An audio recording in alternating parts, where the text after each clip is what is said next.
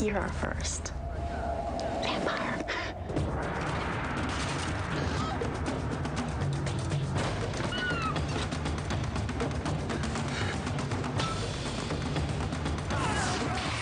Gonna have to give me a minute here. I'm feeling a little overwhelmed. Here we go. Do a slight reset. Quiet. Sounds good. And action. I was looking to do another series after 6 Feet Under ended, and I saw this book, it said Dead Until Dark, and the tagline was, maybe having a vampire for a boyfriend wasn't such a great idea. And I thought, that sounds fun, so I started reading it, and I could not put it down. God damn it, Bill! How many times do I have to tell you, do not do that? I'm sorry, it wasn't intentional. I just got here. What I loved about it was that it was very funny, it was very scary, very sexy and romantic, and it had a lot of really interesting things to say about what it's like to be other than mainstream. Trust me, you do not want to get mixed up with vampires.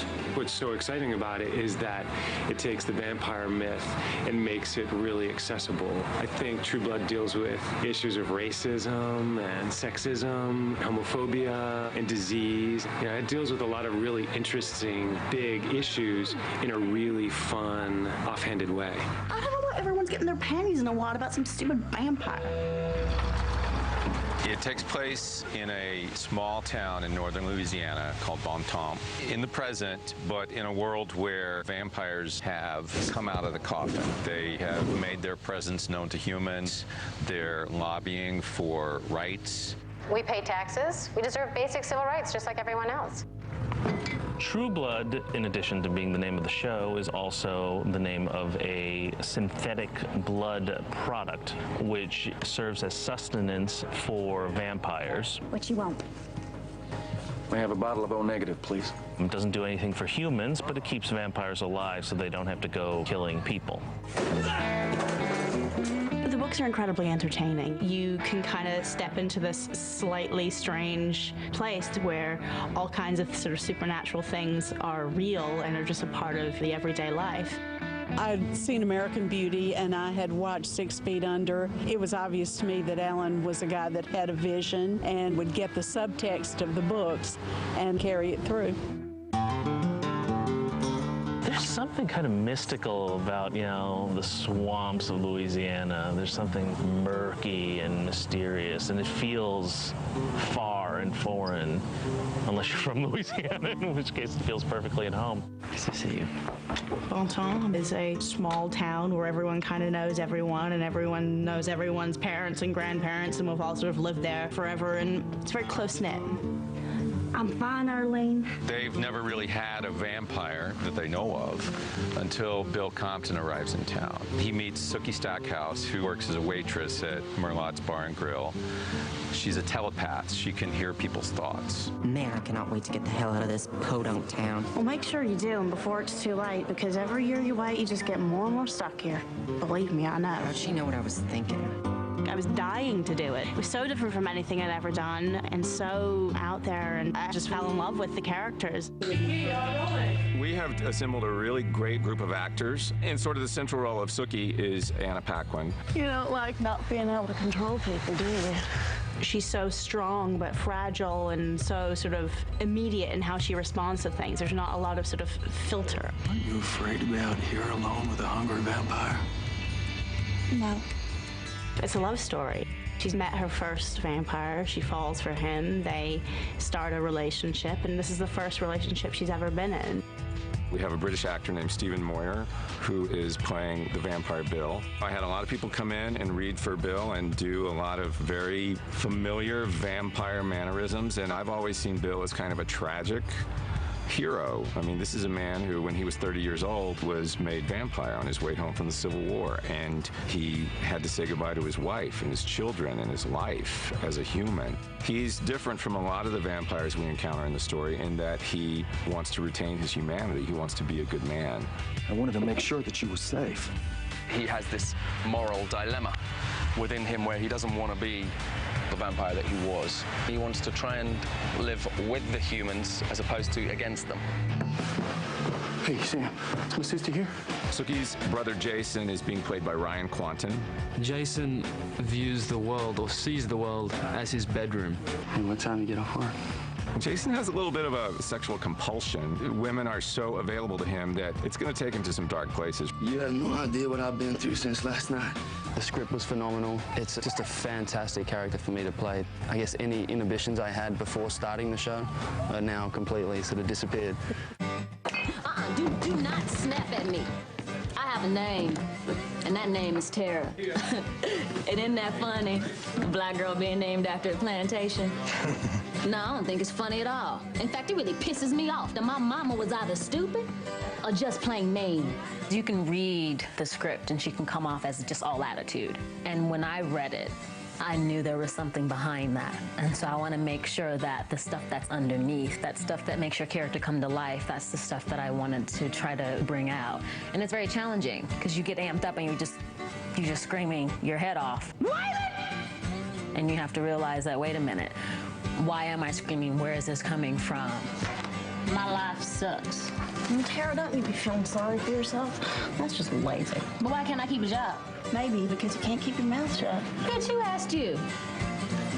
Tara is Sookie's oldest friend. They've grown up in the same house practically because my mother's dead, her mother's a big old drunk, and my grandmother's been the sort of safe place for both of us. Sookie and Tara's friendship is important because I think as young girls, they were both sort of the outcasts. Sookie and Tara sort of found each other and have always been a sort of refuge for each other. So what's a fine girl like you doing sitting here all by herself? I'm watching my fool cousin trying to hit on the straightest man here. He's different from everybody else. That's what I would describe him as. He would describe himself as fabulous and sexy and all that and more. You're wearing gold pants. I think one of his tactics to be who he wants to be is to just bombard people with him. I'm gonna give you all of me and everything I want to be and a little bit extra, so just accept it. Sookie, Sam? you want me to wait with you until... Go home, Sam. Sam Trammell is playing Sam Merlot. Night. Sam is just a really good guy. I'm talking about both the actor and the character. Actually, there's a part of you that wants Sookie to turn to Sam because he's right there and he's a good guy and he's really in love with her. He's a mysterious guy, and he is and he is not who he seems to be. And as the show goes on, you sort of find out some pretty intense secrets about him. It's also quite interesting because I'm English, Anna's from New Zealand, Ryan's from Australia, Rutina is from Vegas, Sam is from the South originally. That's quite a big mix of people, and we're all playing Southerners. I think that says a lot about Alan and his faith in who he's cast. The one unifying thing about vampires in this world is that they are dangerous. What's a fang banger? A vampire groupie? Men and women who like to get bitten. My stars. Vampires find humans intensely attractive because humans have blood. There's human blood on True Blood, and there's vampire blood on True Blood. The human blood is more brightly colored, more like you would see when you prick your finger. Vampire blood is very dark and very thick.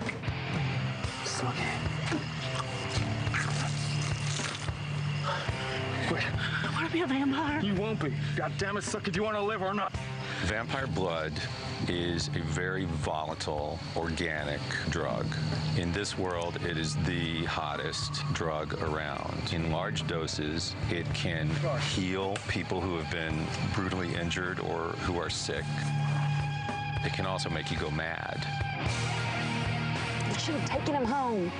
I just need some V-juice. I need it bad. My body is starting to hurt, and I just need to get it in me. V-juice is like the best drug out there. It's a super duper aphrodisiac for humans. It also enhances all the senses. Is this sausage different from what you usually make? No. It's delicious. It's like I can close my eyes and I can see the farm the pig lived on and feel the sun and the rain on my face and even taste the earth that the herbs grew out of. We've decided to approach the supernatural not as if it's something that exists outside of nature. It actually is a deeper form of nature. One of the things I'm most proud of was the actual design of the vampire teeth. They were modeled after snake teeth, where they unfold from the back palate of the mouth. What we did to aid the digital guys is we created a mechanical model where the teeth actually did this in live action. For me, what's really challenging and fun is to figure out how to make the vampires vampiric without it being too stereotypical or just gothy or just scary. It's interesting to not make the vampires too over the top. Our vampires, the day that they are turned, is where they've been locked into time. Bill is our hero vampire. We pale him out, and then we do this wonderful kind of burgundy shadow around his eyes and hollows out his eyes and makes him have that little glint in his eyes. Everybody has different challenges, and that's what's so much fun. I never quite know what's going to show up the next morning. One of the things we're doing here is setting up a burn on a house here in Shreveport, Louisiana, that is a vampire nest. We were shown a house and it said, oh, you can burn this one for $300. We found out that it used to be a whorehouse at one time. Also a crack hangout. That was about all the information we ever got. All right, folks, here we go. Action. The scene is that the three country guys come out with Molotov cocktails to throw inside the house, start it on fire, and you'll find out why. I'm a novelist and a short story writer, and I've always written about fires. So to see a real house burning that I visualized first was phenomenal.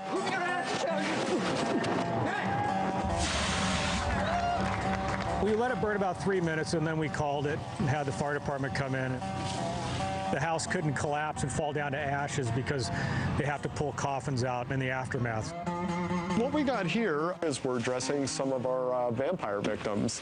This is built off of an artificial skeleton. The other bodies you see here are a little bit more complex as they were built out of custom molds and cast in silicone. There's 4 sets of remains inside 4 coffins. Oh my God. We can't let you go in there. Take your hands off me, Andy Belser, or I swear to God I will kill you. I'm really trying to avoid all the vampire cliches. I watched just about every single vampire movie. Most of them told me what I don't want to do. I want to avoid the crazy contact lenses. I want to avoid the opera music. I want to avoid the blue light. I'm just really trying to keep it as rooted in nature and in the characters as possible. Every little bit is so perfect. What are you? It's a story you've never seen before. It's a world you've never seen before. It's fun, it's sexy, it's dangerous. I think it's a show I would watch. That's the only thing I can do is try to create a show I myself would watch. Have a nice day now.